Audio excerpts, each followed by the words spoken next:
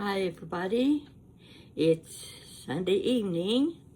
I've got several things I want to cover with you, and I want to get them done before All Creatures Great and Small comes on, because last week it was a 2-hour segment and I missed the first half of it, and I don't want to miss it this week if that's the situation.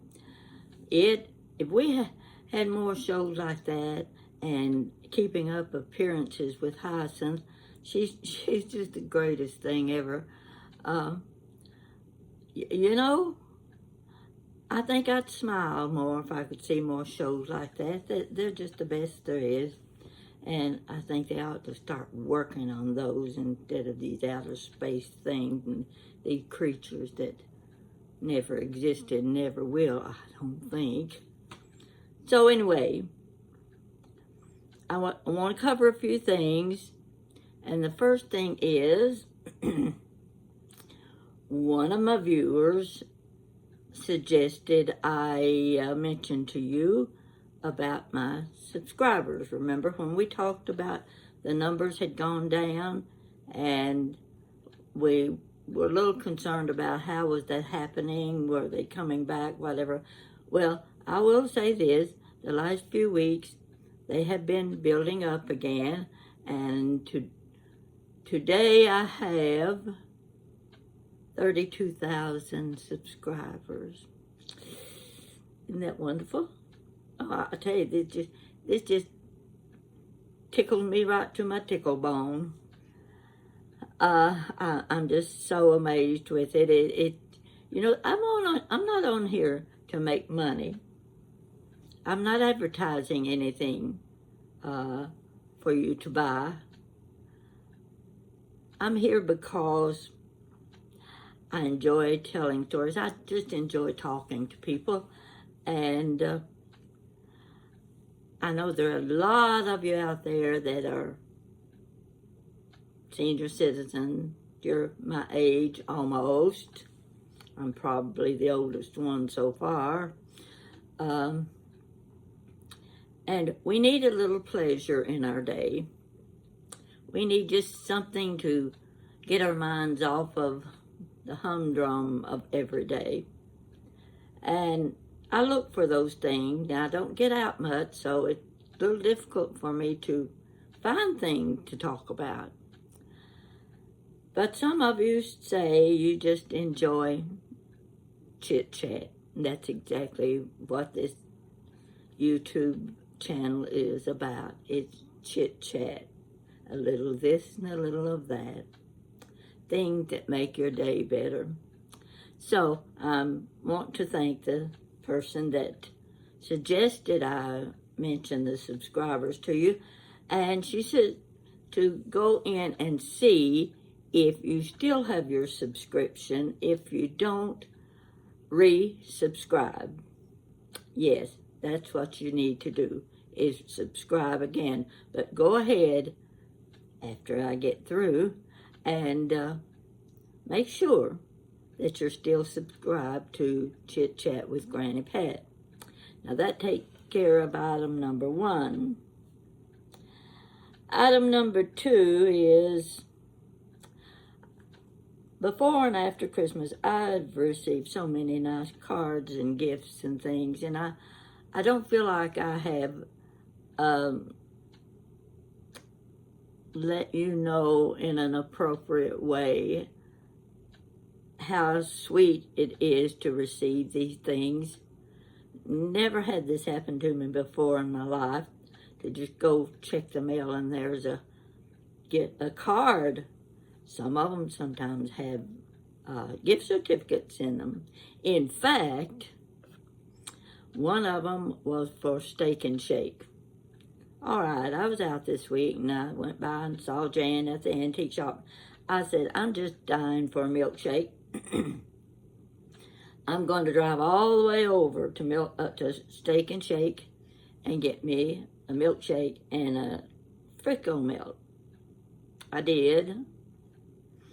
Pulled up, I reach in my purse, I pull out my wallet, I pull out my Visa card, I pull out my Medicare card, I pull out my AAA card. I couldn't find my Steak and Shake gift certificate. I know it's in that wallet somewhere. But I had a string of cars behind me waiting for that crazy lady up there that can't pay for her lunch. So I had to pay cash for my milkshake. But I'm going to look for it next time before I go to Steak and Shake. Make sure I've got it. So that's one of the little things. It's such a pleasure to reach in and say, gee, I've got a gift certificate. Okay, the other thing is the cards I get. I should be showing you those cards as I get them, but again, I let these things slide by and I forget about them. I put them in a safe place, you know, those safe places that even you can't even find them after you put them there. So, I got one just the other day. This is a little, I'm going to call it a little devotional book. I get one every month from this lady. I haven't thanked her properly. But I'm going to show you the one for February. Now, I had the one for March that I just got, and I said, this I'm going to show the people. Well, I've laid it down, so I'm going to show you the one for February. This is what they look like. They have little, very short messages. Let me get it open here so you can see. See how these little short messages are? And they have headings, and most of them are connected to a scripture in the Bible. Now, when I get through with this, I save it, and the next time I go to visit my sister, I take them to her, because I know she really likes things like this too. And so it serves a double purpose when I receive this in the mail. I know that I'm going to have something for my sister. You see how it looks? See, this is what it looked like. This is the one for February. I want you to get a good look at it. And I think it says it from, or written and compiled by authors for Product Concept Manufacturing Incorporated, if that tells you anything.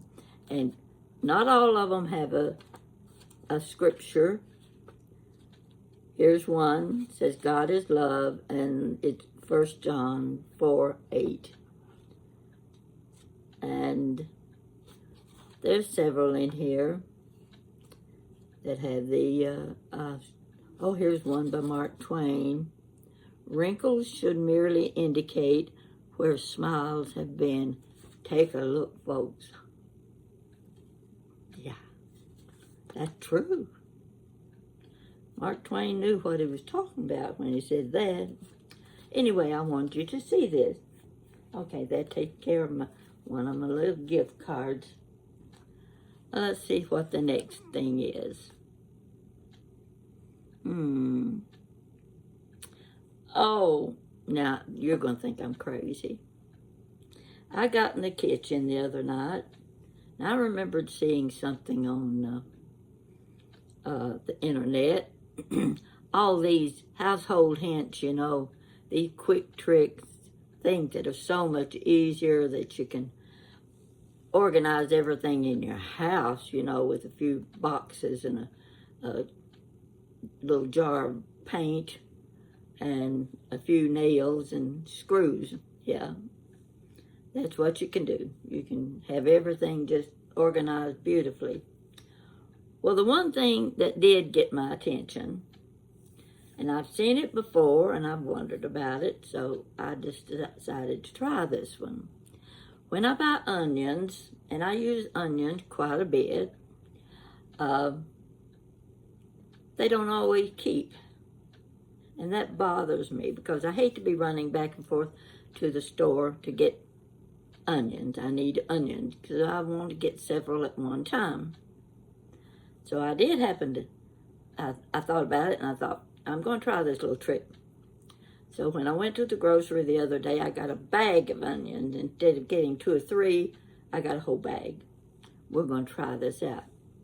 Now, don't laugh at me. This, to to me, is a terrific idea if you have that country-style kitchen. You got a place where you can just stick a nail on the wall, and hang something on it. Yeah, I've done that a lot. My mother used to do it all the time. She had nails all over the walls. Well, here's what I did. I got me knee-highs, my knee-highs. Now, this suggested pantyhose. Well, I don't want to use pantyhose, two-leg things, and my knee-highs would work. I could stretch them, the stretch. So I got one, and this is what it said to do.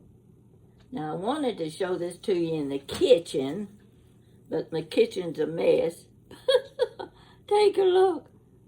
You see this? You see, I've got a big old hook up here that they're hanging on.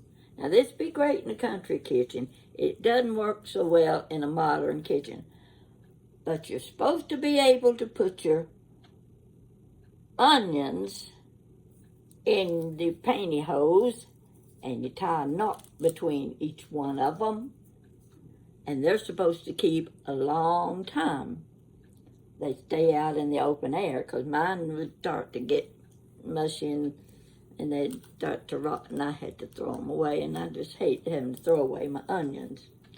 So here I've got 1, 2, 3, 4, 6, 7, 8 onions here. These are going to last me a while, and I'm going to let you know if they keep. Because what you do, let's see if I can do this, they're heavy. You see this bottom one here? That's in the foot of the knee-high. I push that onion down in there, and see where I tied a knot above it? Can you see the knot? Pretty good. There you are. Okay, you tie that knot there. Then you drop your next onion down in there. Tie another knot. You just keep going until you've got your knee-high full. Now, I think this is a terrific idea. You've just got to admit. Okay. Well, I had enough onions. I just might as well use both the knee-highs. I'll fill them both. Now, what you do is, when you want one of the onions, say, for instance, this one on the bottom, see where the knot is? Cut below the knot. Cut it. That gets you this, and the onion, next onion doesn't fall out. You've got that knot there that's holding it in place. So when you get finished with this onion, you need another onion. You go in and you cut it right above the onion. See, just below this knot. You don't want to cut above the knot. You want to cut below the knot. Okay. You keep doing that until you've used up your string of onions. And hopefully they stay in good condition until you've used them all. Now, if I buy 4 onions and I leave them in the kitchen in their bag, laying over on the shelf, I get to that last onion and it's getting mushy. Oh, shoot. Now I don't have an onion to use. I've got to go to the store and get another onion and throw this one away. Someone came up with this solution. I'm going to give them credit if it works. We're going to see how long these onions stay in that knee-high stocking and stay good. You know how sometimes they say open air is better than putting them in the refrigerator or in the freezer and things like that. So, I just want you to know I'm trying one of these tricks, and we're going to find out how long my onions last and if they rot. If they rot, I'm going to let them know that household hint doesn't work. But I got a feeling it will work. Keep that in mind. Put that a note. You either buy bag of onions or you buy a pair of knee-highs, whichever it takes to make your onion bag. Something between my teeth. Looks like it, doesn't it? No, yes, not. Oh, I had the best supper tonight. I hadn't eaten much of anything all day long. I was getting hungry. I went in the kitchen. Oh, gosh, I don't want to cook. I really don't. But I looked over and like the onions, there laid 3 big sweet potatoes. They were starting to grow. Got to do something with these sweet potatoes. And the only thing I ever use them for, because it's my favorite thing, I fixed the roasted vegetables. Put them in the oven. In this case, all I had was cauliflower. I had those little red potatoes. I had some nice long big carrots. And I had my sweet potatoes. Okay, that's enough. I peeled and I cut and I chopped and I made each thing in, well, my little red potatoes I could cut in 2 or 3 big chunks. The sweet potatoes I would cut in chunks about that big. See how the big, that's about 1 inch square, wouldn't you say? Okay. And the carrot the same way. And if you don't care much about cauliflower, this is the way to fix it. You take those little bulbs and you try to slice them if you can. Get them like a thick slice, about as thick as my little finger. Slice down through them. You add this cauliflower to your vegetables, and ordinarily I use Brussels sprout. Some people don't like Brussels sprouts. I buy the little bitty ones and cut them in half. They work. Now don't put onions because onions get soft. I don't want the onion soft, so I just use onion powder. But the next thing I do, I use the onion spice, the garlic spice, the salt, the pepper, the mixed something or other and something else and whatever. And I'm shaking spices and shaking spices. Well, I just took one of those empty bottles and I put a tablespoon of this and a tablespoon of that and that and that and that in that bottle. Shook it up real good. Now, when I do my roasted vegetables, I just sprinkle one time. That's got it. Yeah, sometimes I look though and I think I didn't mark the bottle. What is it? Which one of these is my mixture of spices? Well, I was lucky I picked up the right one today. And I had roasted vegetables and a delicious salad.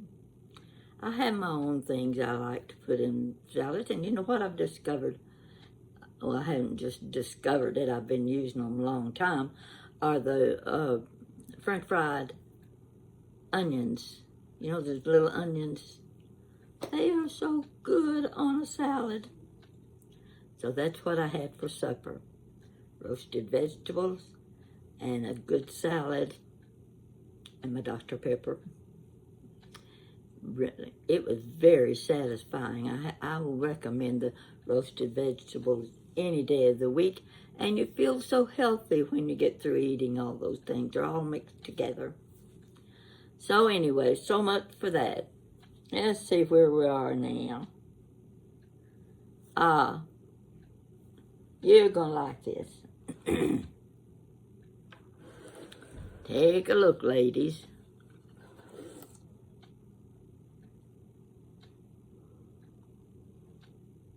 I'll have to pull this back a little more.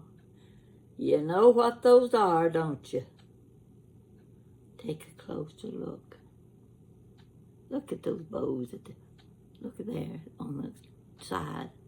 This pretty red one right here. You know what that is. It's the Red Hat Society.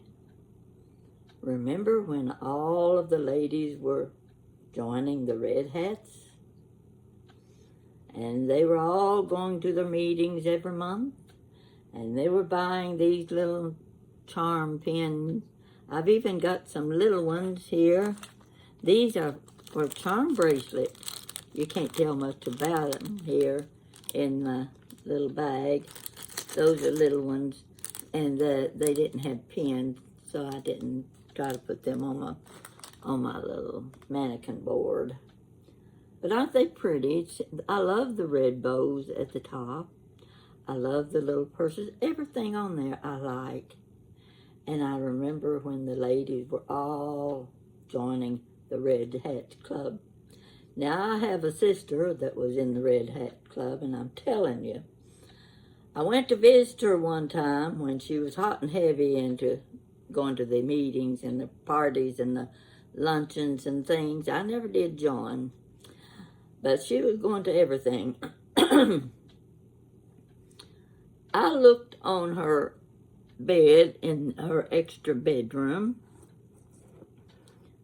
There were at least 15 red hats on that bed. I reckon she bought a new hat every time she went to a luncheon or a meeting. I couldn't believe my eyes.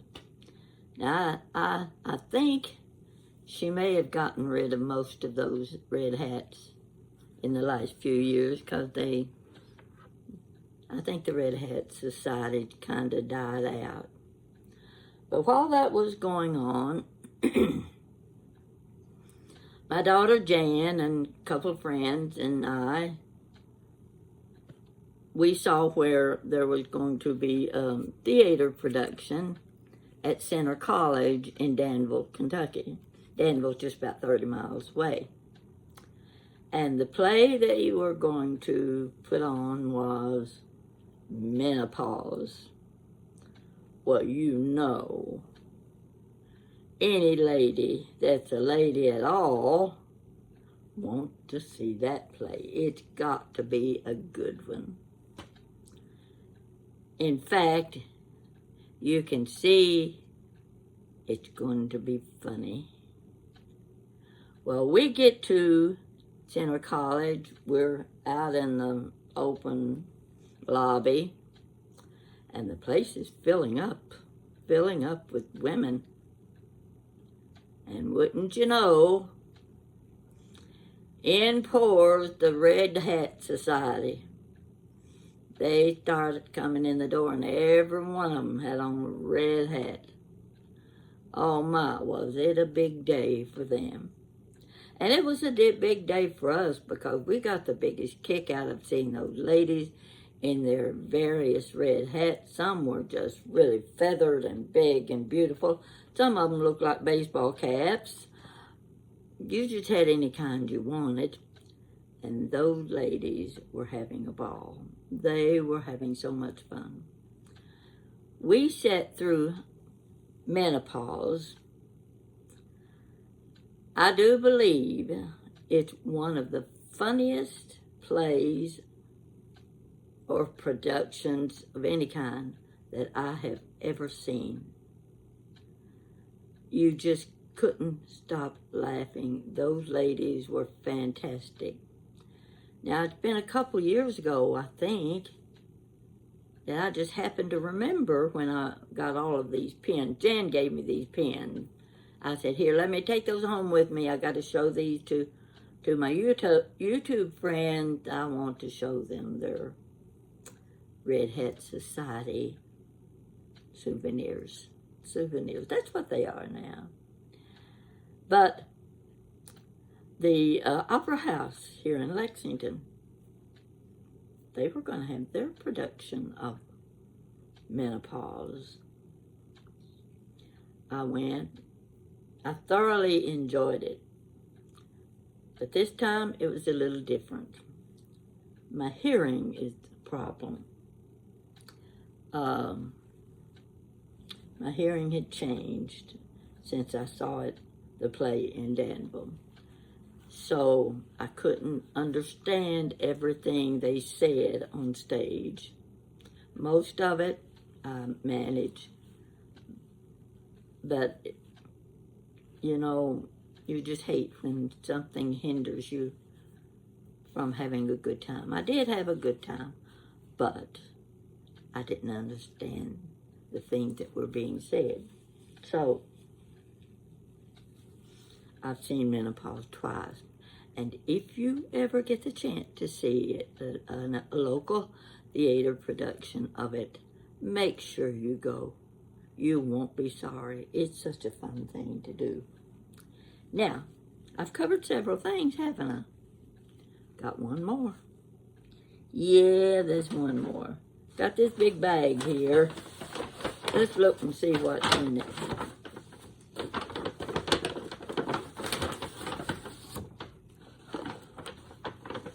Let's see what's down in here. Oh, Jan gave me a bag of jewelry. Lots of jewelry parts. Yeah, I'll be saving those. Actually, these were little bitty bracelets that somebody had made. They were for a small arm. And I said, give me those bracelets. I'm going to send them to my great-granddaughters. They're little girls, and they will love all those bracelets.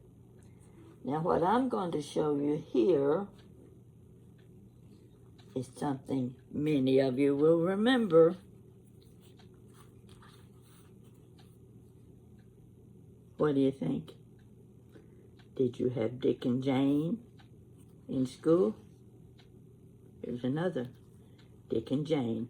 I've heard more people talk about Dick and Jane. These are two different books. Fun with Dick and Jane, and the other ones We Work. Let's go with Fun with Dick and Jane. This is the one. Okay. Let me see what year this was. I don't know why they always hide these publication dates on me, and I can never find it. Well, it's on here somewhere. Oh, your table of contents. Now, this is the way it went. Dick said, look, look, look up. Look up, up, up. You remember that? Jane said, run, run. Run, Dick, run. Run and see. Aren't you glad you got me to read to you? Look, look, said Dick. See, Sally? See funny Sally and father? See, see, said Sally. Sally is up, up, up. This is fun for Sally. I'm not going to read the whole book. I just want you to get the idea of what your first grade reader would like. Come on, let's get to the next page. Okay. This one is Who Is It? Dick said, who is here? Who is it, Mother? Mother said, it is Dick. Oh, Mother, said Dick, you can see who it is. Who is this, said Father. Who is it? Mother said, it is not Dick. It is not Jane. It is not little baby Sally. It is big, big Father. Yes, yes, said baby Sally. Oh, Mother, you can see. That's what you learned in the first grade, wasn't it? Well, I'm going to tell you, I didn't have Dick and Jane. I had Jim and Judy. Just loved to find a Jim and Judy book. I saw one once in Tennessee. I picked it up. I almost bought it, and then I put it back. Big mistake. When you think about it, do it. So, I didn't get my Jim and Judy book. My first grade reader. Now, I do remember it was Jim rides, Judy rides. Jim and Judy did ride. I ride, said Jim. I ride, said Judy. I ride, ride, ride. Tag rides. On and on and on. That was my first grade reader, Jim and Judy. Yours may have been Dick and Jane. And obviously, they're reproducing these books. You might want to get out there and get you one of them just to remind you of your childhood. Now, another one is, I'm not familiar with these books, but some of you will love these books. I don't know anything about them, but they were, let's see this one. These are religious books for children. The bells ring out. Nice little books for children to read. These would be your, I'd say, second grade readers. I don't know if it gives you any information or not. But there's a note on the back for boys and girls, dear boys and girls. That's one. You like the religious stories. Jesus, Stories for Children. Very nice book. Let me open it and see what the pictures look like. These are black and white pictures. You can see them at the top of the page. Each page. Oh, there's colored ones. So you can see they were back in the Bible days. That's another one. There are two books. 2, 3, 4, 5, 6, 7. Got 7 books here. Wonderful gift for children. We are His people. I'll just give you the titles. No Other King. See that? Makes me want to sit down and read them. Oh, look at this. Around the Wide World. Isn't this wonderful? Isn't that precious? I'm going to open it and see what it looked like inside. Let's see. As an introduction, the stories in this book are about real families in 6 countries of the world. As you get acquainted with these families, you will see how being followers of Jesus made a difference for them. You will meet Tonico of Brazil. He is surprised when he is asked to pray for Maria, a girl he doesn't like. You will meet Kanam, the Korean boy who sleeps in the alley, and Mr. and Mrs. Pack, who take him into their happy little home. Now this looks like Granny's important day. I know that has to be a good story. Let's see, it goes on and on. Yes, this is the longer story. Oh, this looks like a book I would want to read. I really think it's a nice one. See the children, the artwork. Okay. Let's see, People of the Way. Let's go to Nazareth. Oh, look. See the globe? The children, they're going to take a trip to Nazareth by way. Oh my gosh. Oh, look at this picture. I love the artwork. Isn't that pretty? Any child would love reading these books. Actually, these books are from Jan's booth in the antique shop. So if you happen to be in the local area, you have young children, young grandchildren, this would be a wonderful little Easter gift. Any child would like it. I like it. And I think the children would like it. Now let me see if I have anything else. Oh, yes, one more thing. And I'll finish. I know I'm taking too long. In 2 weeks, I'm going to be at Cumberland Falls State Park. Some of you know where it is, what it is. It's the place that has the only moon bow in the world. And I think this past weekend was the full moon. Has to be a full moon before you can see the moonbow. So we're going to miss it while I'm down there, but just going and seeing the falls, water coming over the falls. And this is for the storytelling festival. My friend Stephen is a wonderful storyteller. He portrays Mark Twain.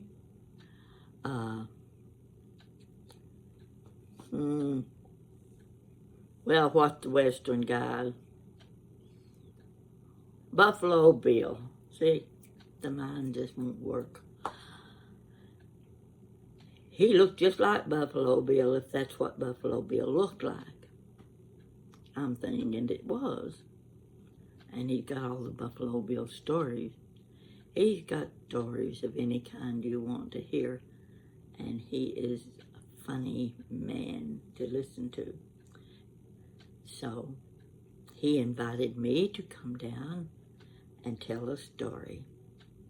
So that's what I'm trying to get together.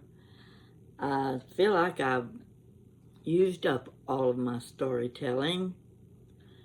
I'm sure there are a few more left out there that I've forgotten about. So I'm working on a story. He limits my time now. He tells me exactly how long I can talk. So he says I have 20 minutes. It's hard to figure out when you talk 20 minutes because sometimes you pause and sometimes you forget and sometimes you have to go back and check your notes. And that's what I've been doing. But I'm hoping I have a story that the group will like. And from what I've seen and heard, there's going to be a big crowd there. My friend called me. She said, "Did you know they are advertising you at Cumberland Falls for the Storytelling Festival?" I said, "They're what?" She said, "They've got the signs up and they've got your picture." These are the people from my hometown. That's where I live. That's where I grew up. So a few of them, I'm hoping a few that are still alive will come and watch me perform and find out I can do something. Come here. Oh, yeah. Okay. That's all I've got for you tonight. I'll keep my ears and eyes open when I'm out. Just hoping for good weather. The flowers are starting to come up through the ground. Oh, nothing like seeing that first crocus and that first daffodil pop through the ground. It's such a good feeling. So you be watching for them. And I'll be getting back with you with a story or two. I don't want to bore you to death. And I know you do look forward to the things I tell you. Because when you get my age, it doesn't take a lot to please you. And I'll tell you this. I just put on a story about my featherweight sewing machine. My 1954 sewing machine, the first one I ever had. I have had fantastic response to that little machine. I have reminded thousands of ladies of their little featherweight sewing machine that's hidden back in the back of the closet they haven't had out for years. Time to get it out and make something. You can not only make something, but you can be reminded of the many little dresses and the many little things, the many little pillows, the little quilts, the things that you made for your children and your grandchildren. It is definitely a keepsake piece. If you've got one, keep it and try to use it once in a while. it's fun. Mine's sitting over on the dining room table right now. I haven't put it back in its case and put it back in the closet yet because I like looking at it. So that's my rundown for tonight, and I'll be back with you in a few days. You just take care, and please respond, and please check your subscription to see if you are still subscribed, and I wait to hear from you. Good night.